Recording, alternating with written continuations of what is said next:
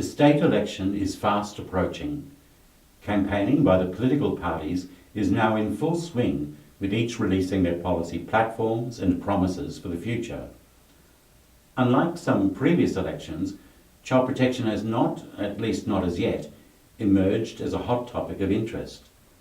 As all experienced politicians know, however, and as history has shown us, child protection forever lurks in the background, ready to ferociously bite any government seen to be neglecting its responsibilities to protect and safely care for our state's children.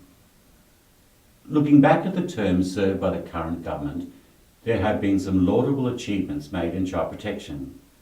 The comprehensive Carmody Commission of Inquiry was completed, and the government committed a record investment of $406 million over 5 years to respond to the inquiry's 121 recommendations.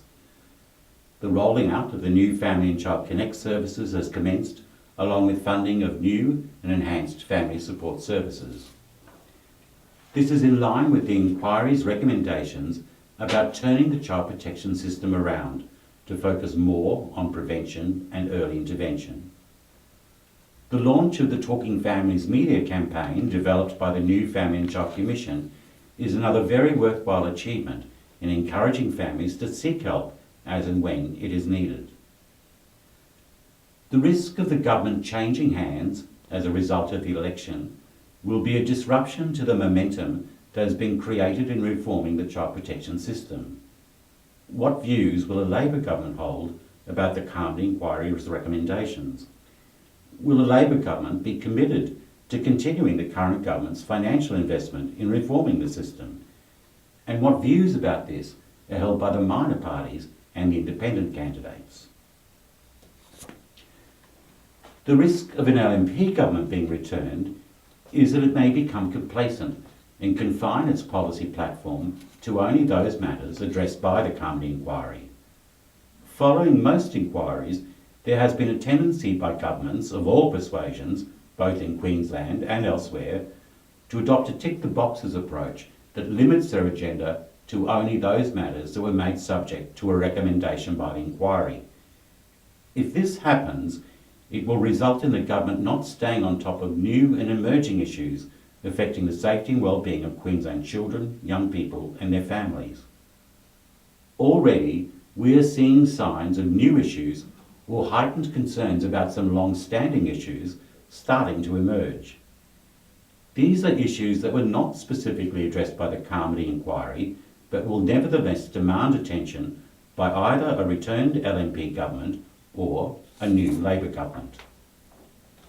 For example, reports are continuing to be received about a dramatic increase in prescribing psychotropic medications to very young Queensland children, especially for ADHD. Some researchers are noting a similarity of symptoms with children who have experienced abuse and those with ADHD. They issue warnings about the subsequent potential for misdiagnosis, and major questions continue to be raised about the long-term effects of these medications. We've yet to get a handle on this issue. And the emergence of ice as a drug of choice, the increased purity in the ice that is now being sold, its higher addictive properties and greater devastating impact on young parents is leading to grandparents being increasingly called upon to step in and care for their grandchildren. As the profile of families continues to change, with two incomes becoming the norm, both out of economic necessity and by choice, the reliance on fostering kinship carers to care for those children who are unable to live safely with their own parents will be challenged unless actions are taken to ensure that these carers are properly remunerated, educated and supported. Beyond this, new models of care, not yet envisioned, will be needed to adequately care for the increasingly complex needs of children and young people. The roles of carers and the support given to them must invariably change if we are to avoid returning to large-scale institutional care as a highly unsatisfactory default option for many children. For children who are in care, much more needs to be done to support them in achieving improved educational and training outcomes, and a better understanding and management of the relationship between child protection and mental health services, both for parents and children who have experienced the trauma of abuse, is sorely needed.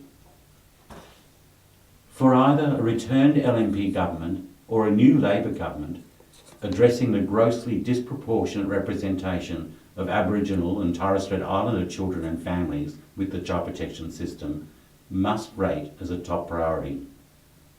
While it would not be at all appropriate for PCARE to speak to the needs and aspirations held by Aboriginal and Torres Strait Islander families and communities about their children, that is for them to define and state, it is incumbent upon PCARE, mainstream organisations and government, when talking about the poverty and social disadvantage, higher mortality rates and other problems that beset many Aboriginal and Torres Strait Islander families and communities, to be clear that these are not problems which are somehow inherent features of Aboriginal and Torres Strait Islander cultures. They are, in fact, the artefacts of a dominant white culture, and there is a responsibility to fully recognise and acknowledge this if we are ever to successfully walk with Aboriginal and Torres Strait Islander communities and families in their journey towards healing and recovery. For many years, successive Queensland governments have supported and listened to specialist child protection peak bodies such as PCARE and advocacy groups. However, more avenues are now needed for parents and families themselves to be heard in describing and defining the services they need. Now, more than ever, the independent voices of these organisations and the children and families they represent should be valued in adding to research, debates and discussion if we are to build on the achievements of 2014. As we fast approach this year's election, bipartisan commitment to child protection research and independent monitoring of system reforms is needed from all political parties. There are some matters that must never be used for political point scoring. Child protection is one of them.